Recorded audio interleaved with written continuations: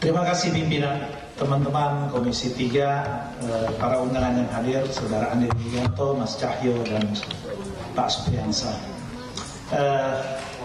Teman-teman sekalian, kita semua tahu bahwa hari ini kehadiran 3 tamu kita yang terhormat ini adalah akibat dari tidak berdiri sendiri, tapi sebuah rangkaian kejadian penetapan Komjen Budi Gunawan sebagai tersangka pada hari yang sama saat kita mau mengadakan rapat pleno untuk melakukan jadwal fit and proper test.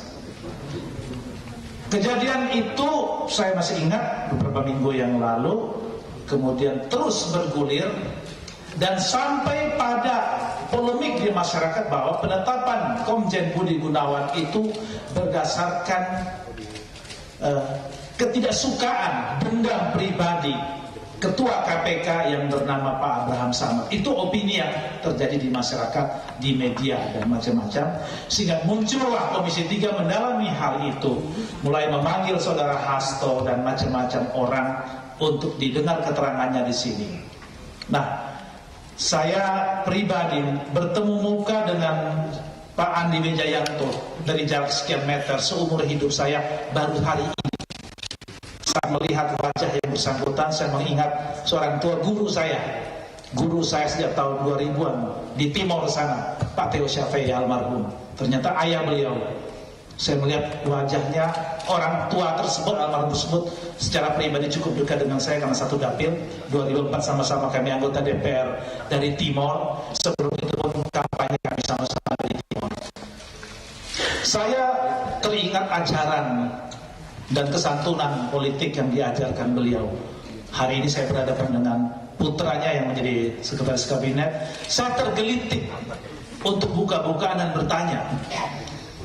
Bukan bertanya itu begini, bukan soal pertemuan itu sudah didalami oleh kawan-kawan. Pertemuan itu dalam rangka untuk menjadi calon wakil presiden. Artinya dari pengakuan yang ada, seperti yang dikatakan oleh Saudara Andi Wijayanto tadi sebagai tim 11, bahwa yang bersangkutan Abraham Samad masuk dalam bursa calon wakil presiden dan sedang dilakukan pendalaman. Bahwa berapa kali bertemu itu urusan lain, terserah.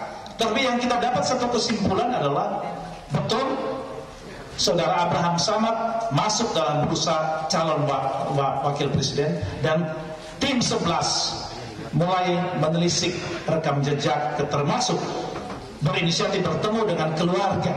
Itu hal yang sangat pribadi, bertemu dengan orang tua, ibunya dan istrinya. Semua itu dalam rangka untuk mendeteksi rekam jejak masa kecil, dan semua ini berdasarkan apa yang tadi disampaikan oleh Saudara Andi Wijayanto. Kemudian saya teruskan, polemik terjadi antara BG dilantik atau tidak, BG tersangka, hendaknya presiden segera mencari penggantinya, dan macam-macam di televisi dan media, membuat energi bangsa ini habis. Berminggu-minggu hanya urusan ini saja. Saya sebagai orang Komisi 3 yang sudah 3 periode di sini, sudah 4 Kapolri, kita melakukan fit and proper test, tidak seheboh seperti sekarang ini. Bahkan kali yang lalu saat Pak Timur Pradowo menjadi calon, Pak SBY bilang melakukan pengangkatan pagi bintang 3, sore bintang 4, kemudian Kapolri kan dia tidak ribut juga. Pada saat fit and proper Pak Tarman, teman-teman bertanya macam-macam, saya katakan tidak ada Kapolri yang seperti malaikat. Kalau mau cari polisi yang seperti malaikat, itu kita minta Tuhan kirimkan malaikat untuk jadi Kapolri. Polisi yang betul-betul putih bersih hanya polisi hugang dan polisi tidur, saya katakan waktu fit and proper test Pak Tarman. Sampai kepada Komjen Budi Gunawan terjadi polemik yang dahsyat, dan wakil pemerintah yang mewakili suara presiden lebih banyak saya melihat Saudara Andi Wijayanto di televisi. Pertanyaan saya pribadi begini, waktu Pak Andi Wijayanto sampaikan opini yang saya dapat, masyarakat dapat, seolah-olah pemerintah menolak, presiden menolak, akan sedang dicari penggantinya, sedang begini, sedang begitu. Dari opini, nuansa omongan. Saya kok lihat pribadi begini, apakah saudara Andi Wijayanto secara pribadi memang tidak suka dengan Budi Gunawan? Ada masalah apa? Sepertinya saudara Andi Wijayanto sangat menolak, walaupun dengan diplomasi yang sangat halus. Saya penasaran bertanya dalam hal. Kemudian atas pertanyaan saya itu saya menjawab, bisa saja mungkin demi kepentingan bangsa dan negara. Beliau sebagai Menteri Sekretaris Kabinet melihat tidak ada untungnya seorang tersangka dilantik menjadi presiden. Itu jawaban dalam diri saya. Hari ini kami tonton di televisi, pengadilan memutuskan bahwa penetapan tersangka itu tidak sah. Dan apa yang diputuskan oleh pengadilan juga terkait dengan apa yang sedang kita bicarakan hari ini, saat ini kait-mengkait. Saya ingin mendapat jawaban yang jujur dari saudara Andi Wijayanto. Pertama, apakah memang tidak suka secara pribadi karena beliau tersangka?